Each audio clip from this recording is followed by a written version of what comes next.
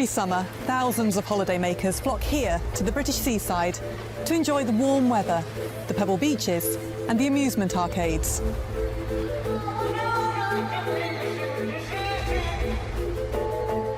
But there's another side to these shores, a sinister underbelly of violence and murder, where sins are washed away in the tide and where the seafront is stalked by sadistic killers who, like the ocean itself, have no respect for human life.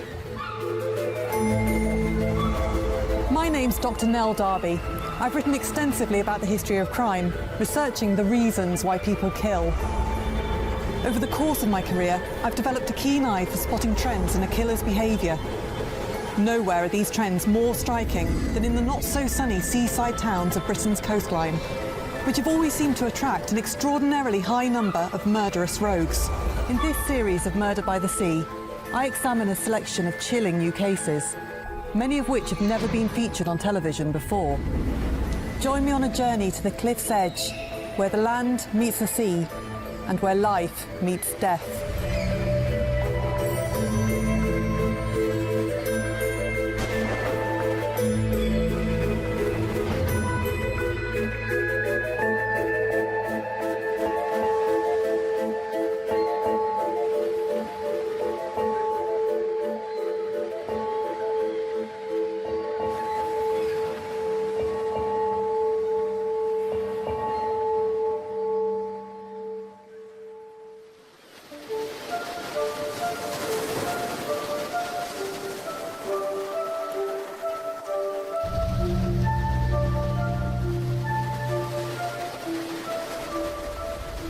One summer, 17-year-old typist Irene Munro went on holiday to Eastbourne and befriended two young men.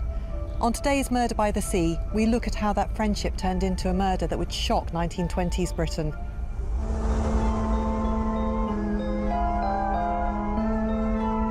The Crumbles is a long stretch of pebbly beach which extends from Pevensey Bay to Eastbourne on England's south coast. In the interwar years, in those years in which Irene Munro was killed, it was a haven for local wildlife, and it was also a popular place for young people particularly to walk as casual friends and perhaps sometimes lovers along a fairly isolated but still safe stretch of pebbles just a few miles from Eastbourne itself. In 1920, Eastbourne was a popular tourist resort. The railway was bringing down day trippers, but people were also coming down to spend maybe a week, maybe up to a month in the large posh hotels on the seafront. Eastbourne, that most genteel of towns on the English south coast, is a far cry from the garish, kiss-me-quick candy floss resorts which litter other parts of the south coast. And yet, Eastbourne has, because of the murder of Irene Munro, the reputation as a seaside town where murder was committed.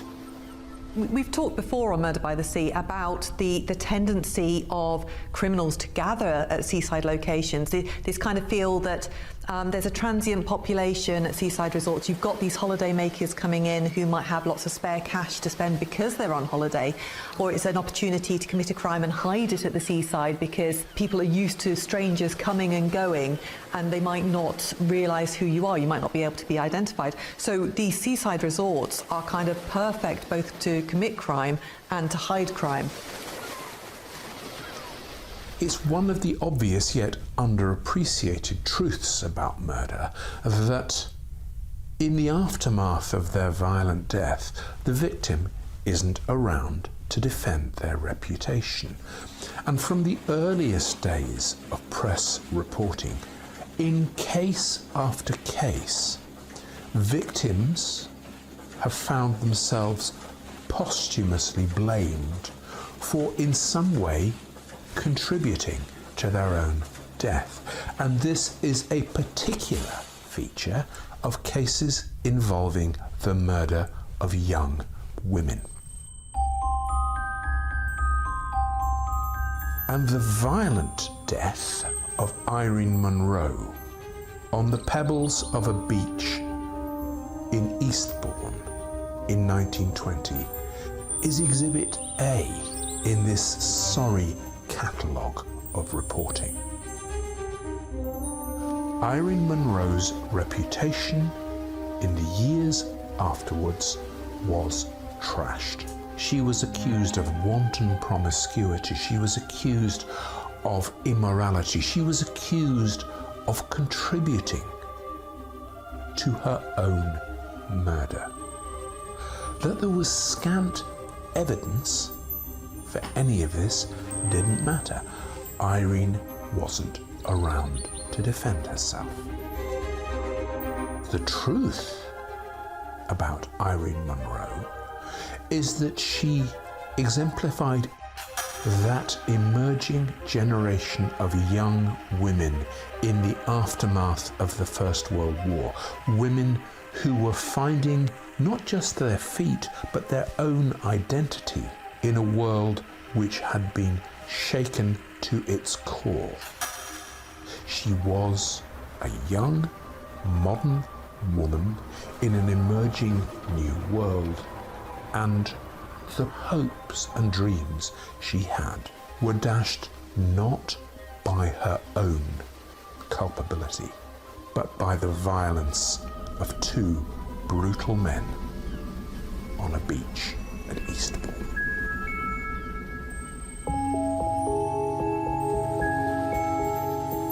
Irene Munro was 17 years old. She was born in Brighton, but she lived in London. Her mother, Mrs. Munro, always described as Mrs. Munro in the papers and described as a widow.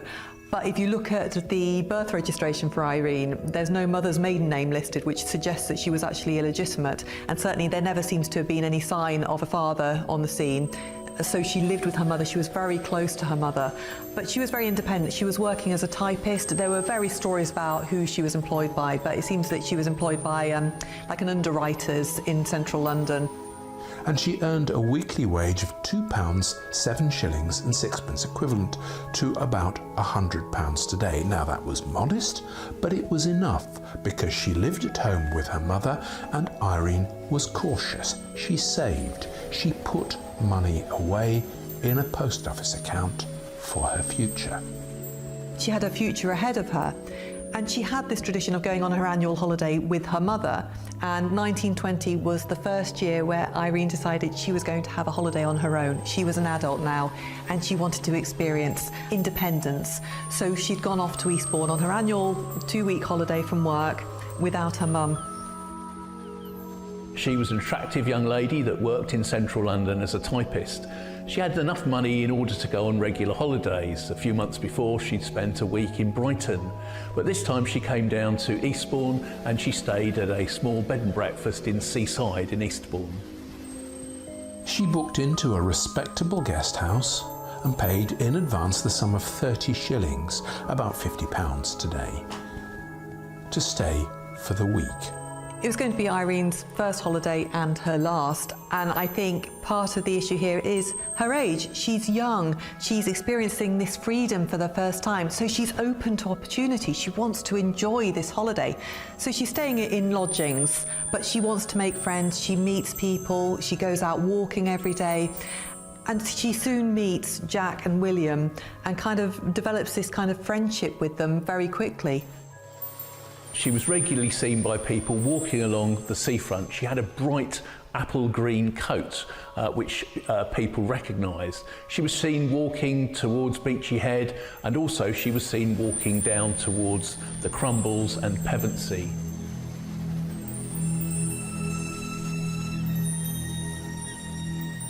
On Thursday, August the 19th, 3 days into her holiday, Irene bumped in to 2 local men. Jack Field was 19 and William Gray was 29, and both were, or presented themselves, as dapper young men around town. They got chatting to Irene and they offered to walk with her that afternoon on the Crumbles. Irene agreed, and she arranged to meet them at a bus stop near her guest house in mid-afternoon.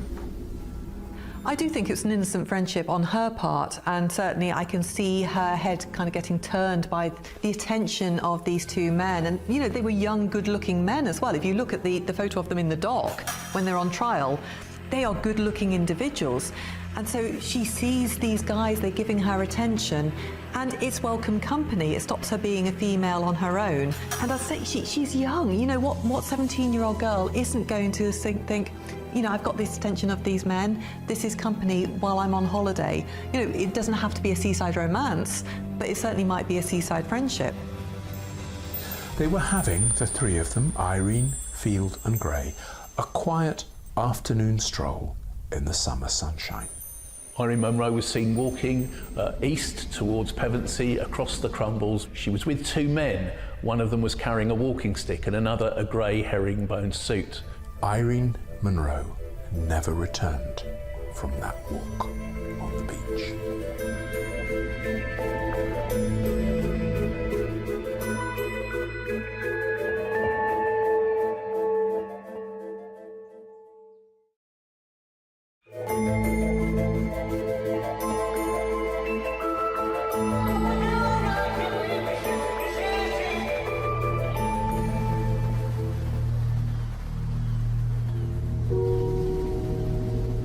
Jack Field and William Gray were kind of a product of their time, really. They were young men, but there was an age gap between them. So Jack was 19, William was around 28. Accounts differ about how exactly old he was, but he was late 20s.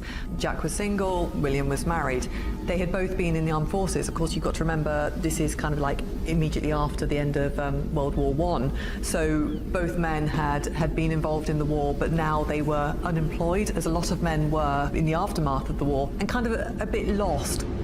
They were both thinking about re-enlisting in the armed forces, just to have something to do and a means of earning money. So they'd kind of ended up in Eastbourne. They developed a friendship because they had quite a lot in common, but they were just kind of drifting, really. William Gray was a 29-year-old South African. He was married and lived in the centre of Eastbourne. The other lad was 19, and clearly he came under the influence of the older man. They were known for committing petty crimes, but nothing too serious. As I say, both men were unemployed and they were regularly seen hanging around the bars and the clubs. By 1920, they had fallen on hard times. They were unemployed and they had only their ex-serviceman's pension to support themselves. As a result, they were habitually short of money. We know that Irene had met the boys and gone for a walk with them. She was actually seen by a witness who saw her meeting the men and going up to one and saying, "Hello, Jack," immediately putting a name to one of the men. So it's not as though the men made this into a secret. You know, they weren't trying to hide away from the fact that they were with Irene. You know, they were spotted, they were seen. At the appointed time, she was at the bus stop, and according to eyewitnesses, Field and Gray got off the bus at the stop, linked arms with Irene, and walked with her down to the Crumbles. On the Crumbles, this pebbly stretch of beach, 5 other witnesses saw them together. Although we can't possibly know exactly what happened, what we do know is that Irene was on a stretch of the seafront known as the Crumbles, and the men had attacked her. They'd hit her in the face, so she'd lost a couple of teeth in that blow, and then she'd received a blow at the back of her head as well. She went down, the men robbed her, and then they kind of covered her body in the stones on the seashore, and then just left her.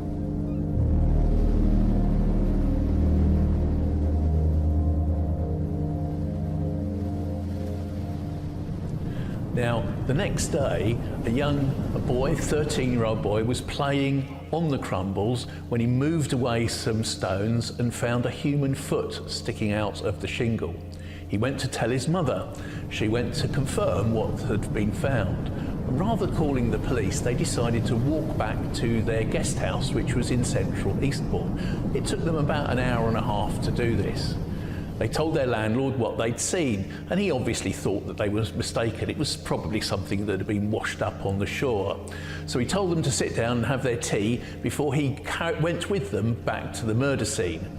He then realised that what they'd found was actually the body of Irene Munro. He then walked back into Eastbourne and contacted the police.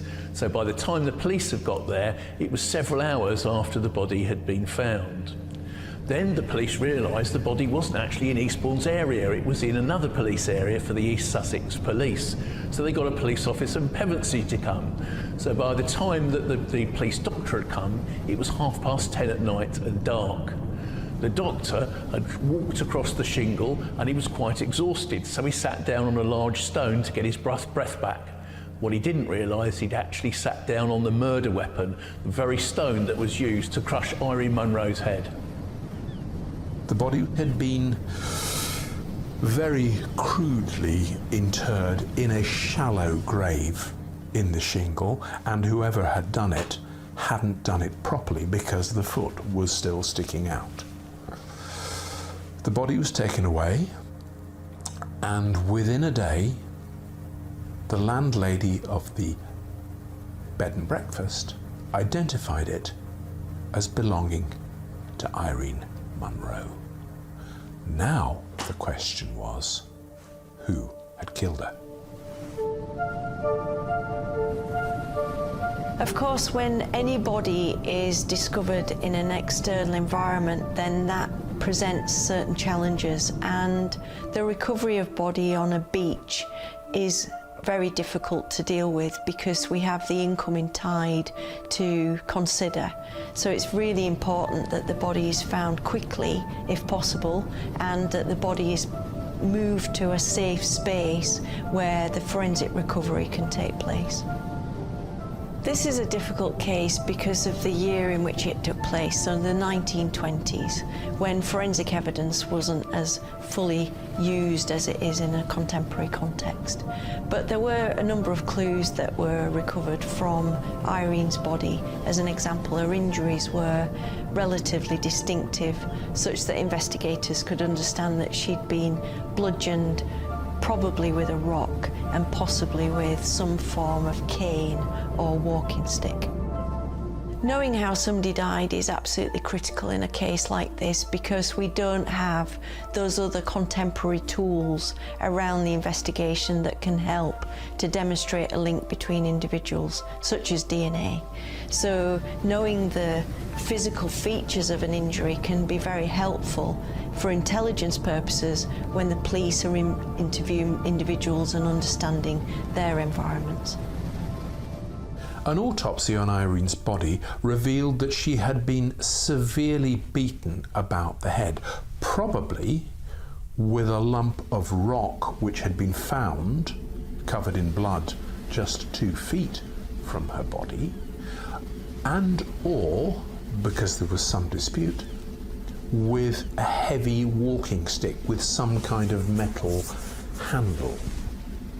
The attack had been so severe that it had smashed Irene's jaw, knocked her teeth out, and had rendered her unconscious, and that she died on the beach, on the pebbles of the Crumbles, and then been interred in the shallow grave.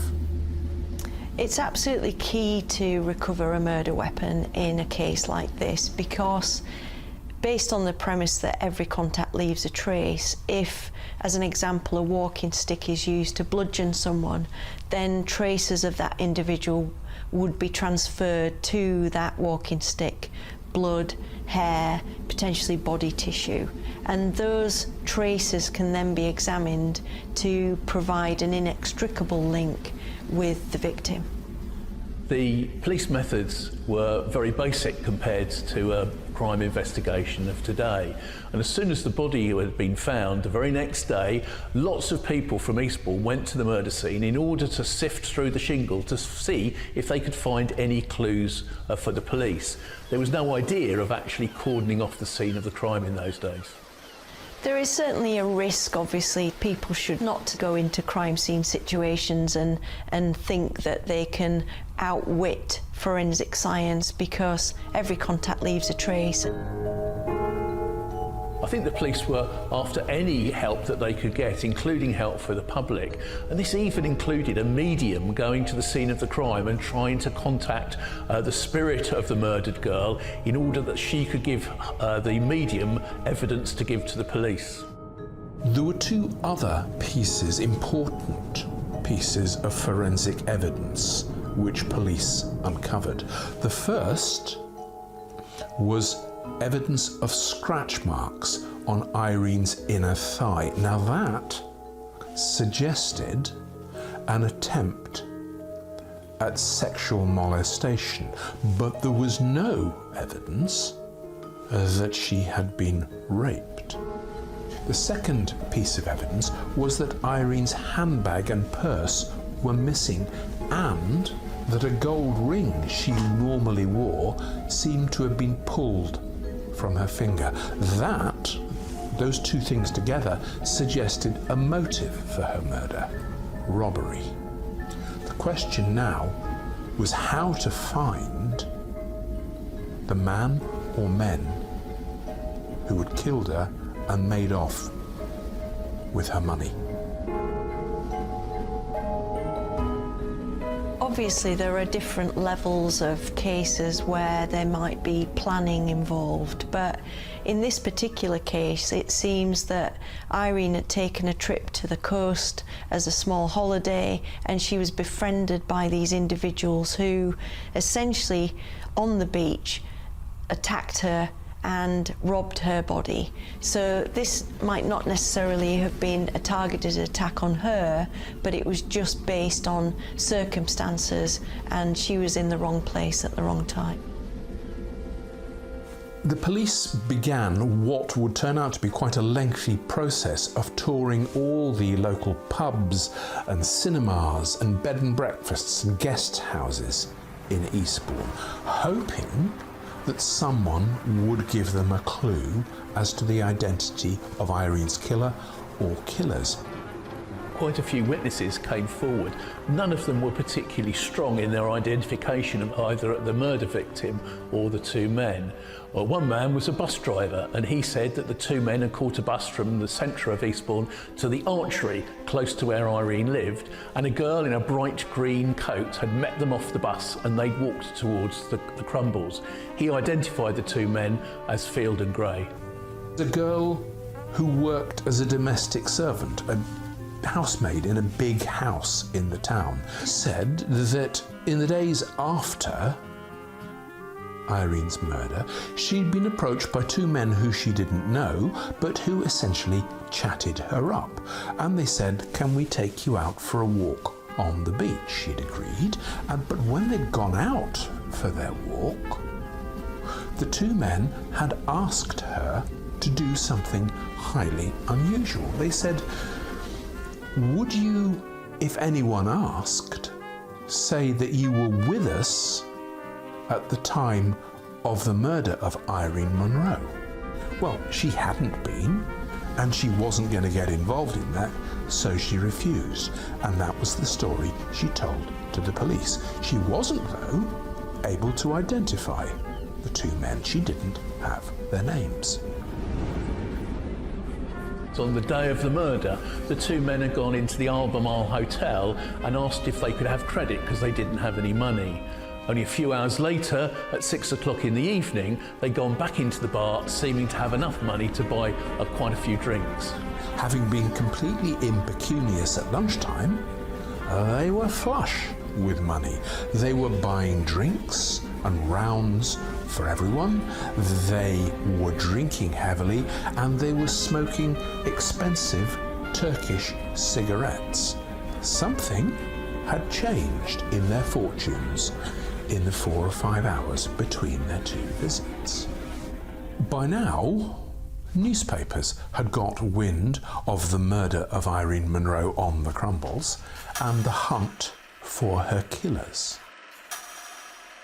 It's that kind of loss of innocence that's particularly shocking for the world at the time. This 17-year-old girl, very innocently on holiday in somewhere that should be a place of fun and lightheartedness, and then she's found brutally murdered. It's not what you expect, and it certainly sent shockwaves through the community and, you know, through the country.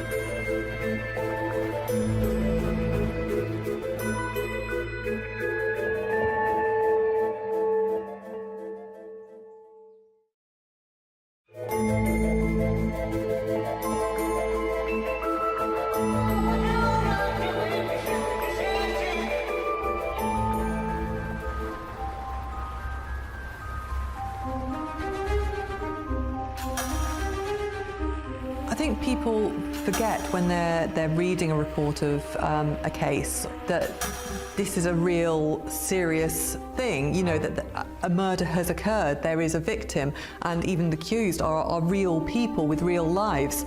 And you see it almost as a story unfolding where you're waiting for the next episode, the next instalment.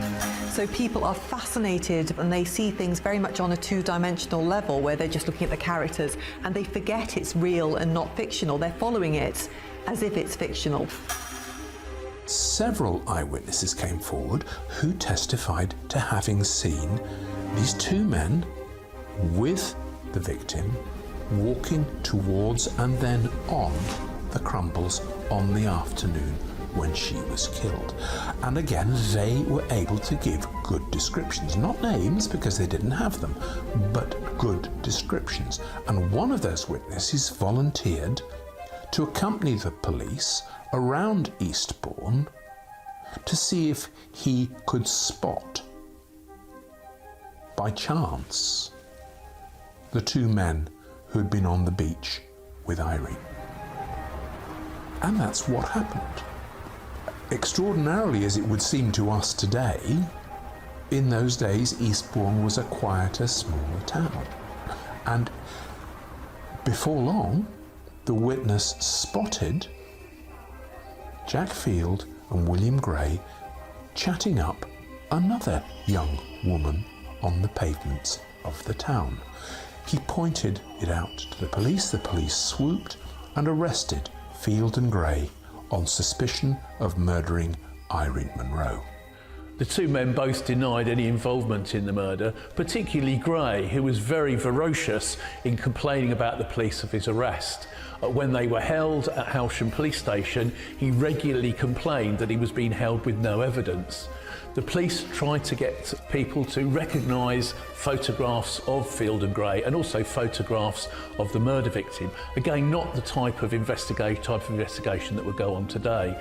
And actually the evidence was pretty poor against them, other than that they were seen walking towards the scene of the crime with a girl who may have been the girl. The boys had left quite a bit of evidence.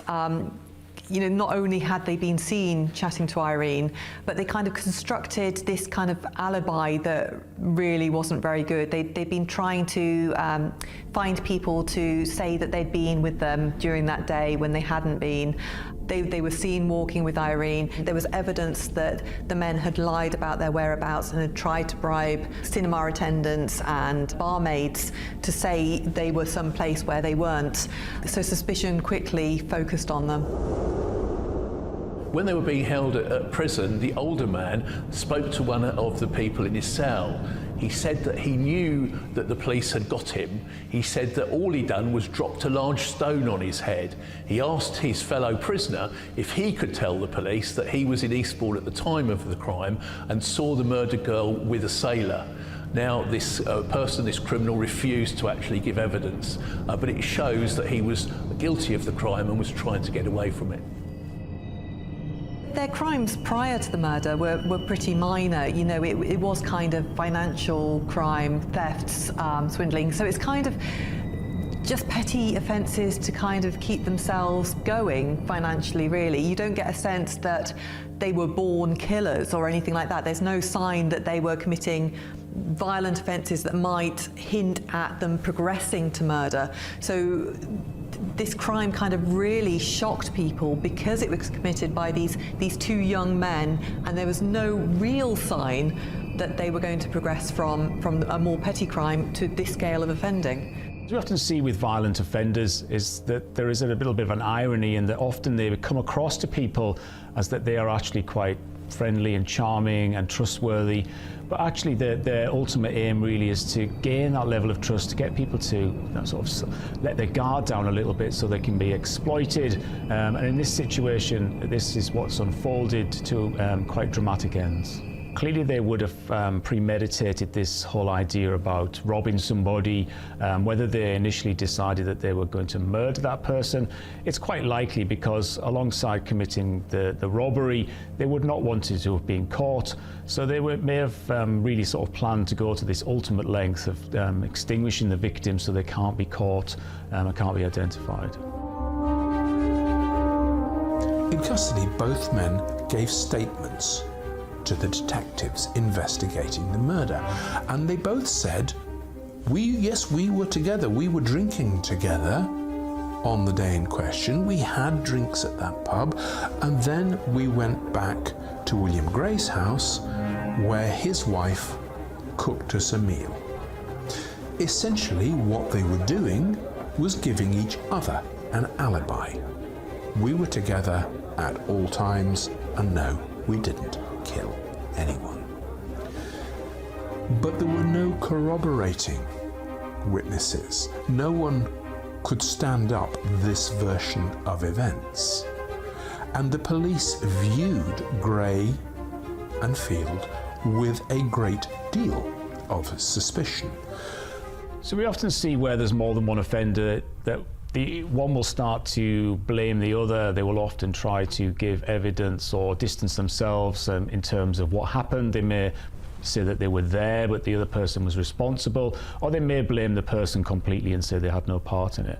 And we often recall this, sometimes it's called the prisoner's dilemma, where if people stick to their story, they're likely to get a lesser offence. But it relies on people trusting the other person implicitly, and as soon as one person turns on the other, then they've got to be quite quick with their story. But in this instance, they stuck to the stories together, and they didn't give evidence against each other or tell the sort of truth about what had happened. So the search of Field's house turned up a heavy walking stick which had a distinctive handle, exactly the sort of walking stick and handle which had been used to beat Irene Munro to death along with the rock. A lot of the press coverage suggests that robbery was the key motive for the two men. Certainly Irene was well put together. You know, she looked good. She had these kind of evidence of her nice life in London. She was earning a good living, so she had the money to spend on making herself look nice. And so it's clear with these two men who were always out for what they could get off people physically, you know, in terms of robbing them. You can see that robbery might have been a motive, you know, kind of even developing this friendship with a mind to, right, let's get her confidence and then we can steal from her. But unfortunately, of course, in this case, they weren't content with stealing from her, they killed her as well. Gray and Field were both charged with murder and remanded in custody pending their trial.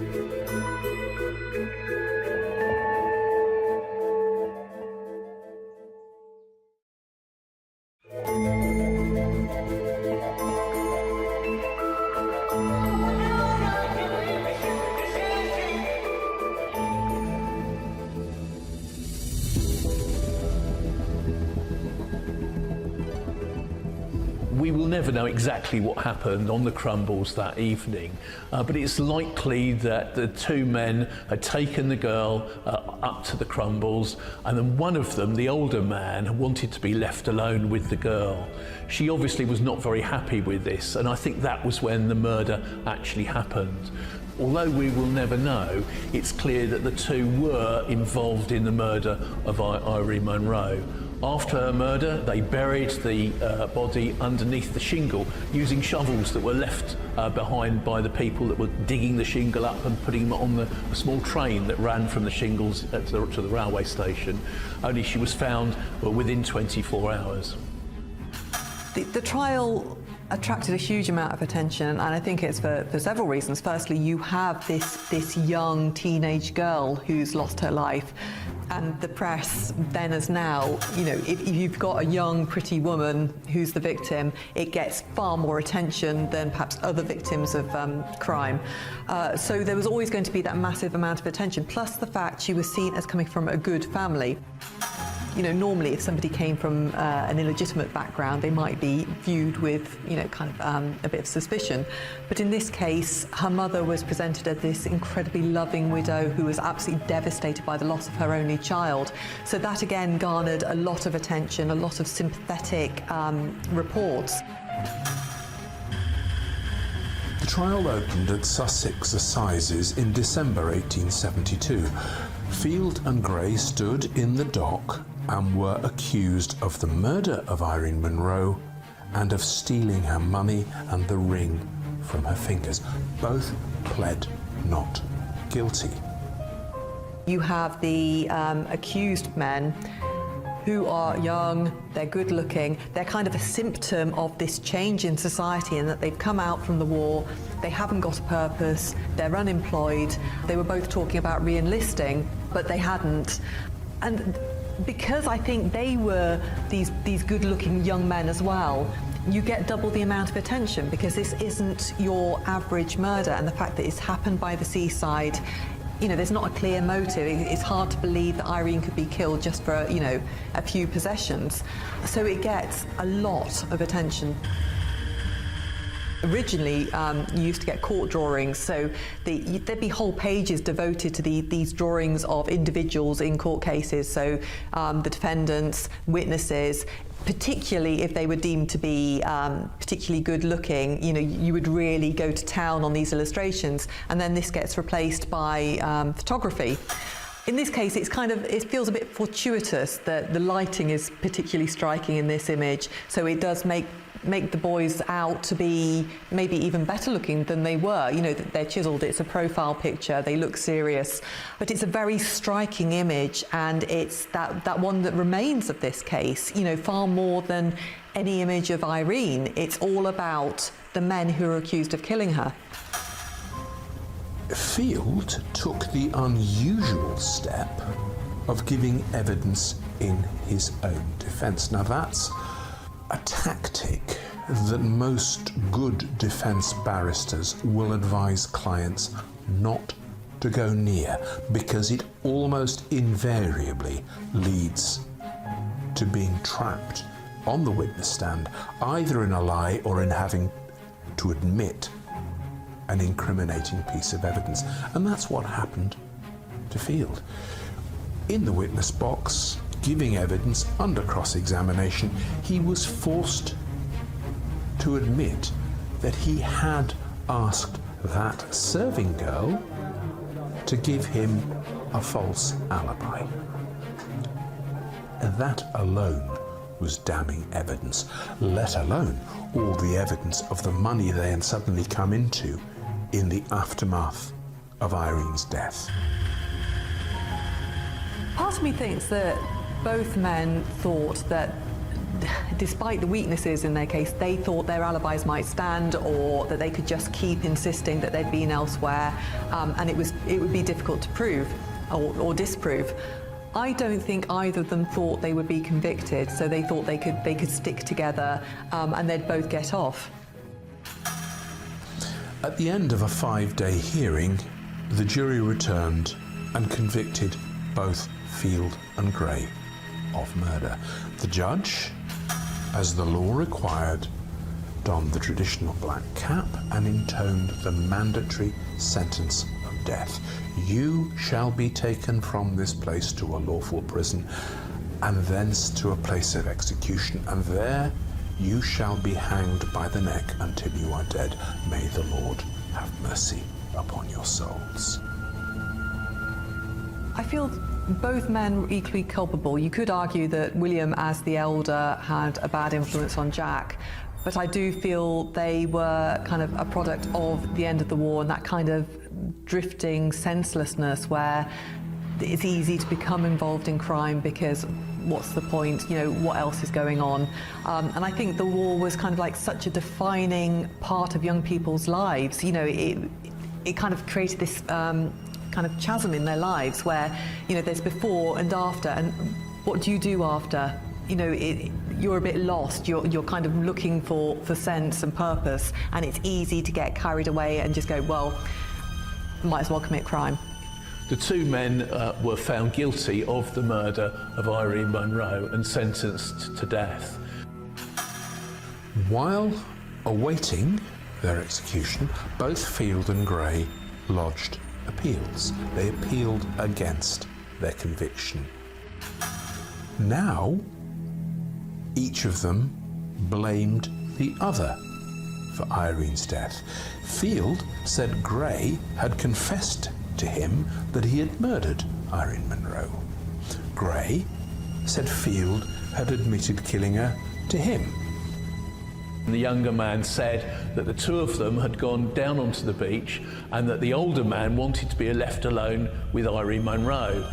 Irene was 17 and the other lad was 19, and he said that she wanted to be with him rather than the older man, but that Gray had told him to go away and he'd walked up to Pevensey. He said that this is when he thought that the murder had happened. I don't think either man was thinking about Irene as an individual. They had seen her as an object to take advantage of, and I think she was used and manipulated while she was on holiday. And I think that kind of attitude towards her carries on throughout the trial. They are never thinking of her. They are never showing any remorse towards her because she kind of served their purpose. And if anything, they would have felt kind of resentment towards her that they're now facing the gallows. I think there's always that feeling that you're going to get away with it. Even to the last minute, you always think you will be found innocent. And so I don't think either man really expected to be found guilty. You know, they kind of believed their lies themselves. It was a last gasp, frankly hopeless Hail Mary attempt, and the Court of Appeal was utterly unmoved. Field and Gray were taken to the scaffold in Wandsworth Prison. Ropes were put around their neck and they were dropped through the trapdoor into the next world. Before his execution, the younger man told the police that he had no complaints in his trial. He had no complaints about the way that the trial was being conducted. And I personally think that there were two victims of this crime. There was Irene Munro and there was that young teenager under the influence of the man who was obviously the murderer. I read several accounts from Irene's mother that were included in the papers, descriptions of her as absolutely devastated by her daughter's death.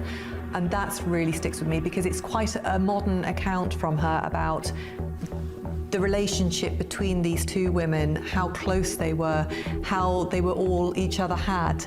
And I think of her mother being left without her only child, you know, and she carried on living for years and years, knowing that her daughter was dead and that she had to carry on alone. And that's what sticks with me.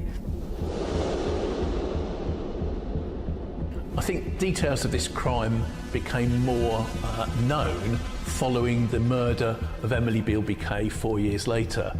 And people were starting to think, well, Eastbourne sets itself up as being a glamorous resort. However, within just 4 years, there have been two rather nasty murders on the coast. Whether that prevented people from coming along for their holidays or might have even encouraged them to come to Eastbourne, we'll never know. In the years which followed not just her death, but the execution of Field and Gray, Irene's reputation was trashed. Newspaper reports, and there were many of them, and books, revealed that she was not a virgin. when she died. She had committed the unpardonable sin in these writers' eyes of having sex before marriage. And they painted her as promiscuous. They painted her as morally irresponsible. Her tragic fate has been subsumed by a welter of misogynistic reporting, which blames the victim and in doing so somehow excuses men who perpetrate violence against women. Motives for murder don't seem to change. You know, the world changes, technology advances, but at the heart of it is people's mentality, how they see others, whether they have empathy for other individuals or whether they just look out for what they can gain from people. And so you find this kind of universality and this kind of continuance throughout cases over the centuries, where actually it just shows that people are the same. They live in different societies and different centuries, but we're all the same. I think this murder on the Crumbles showed Eastbourne up as perhaps not being as glamorous it liked to think it was. It showed you rather the darker edge of the seaside holiday resort. This poor girl had come down to enjoy herself, to walk along the parades and to have a holiday, but it ended up in tragedy. And it was caused by two men who had been unemployed, in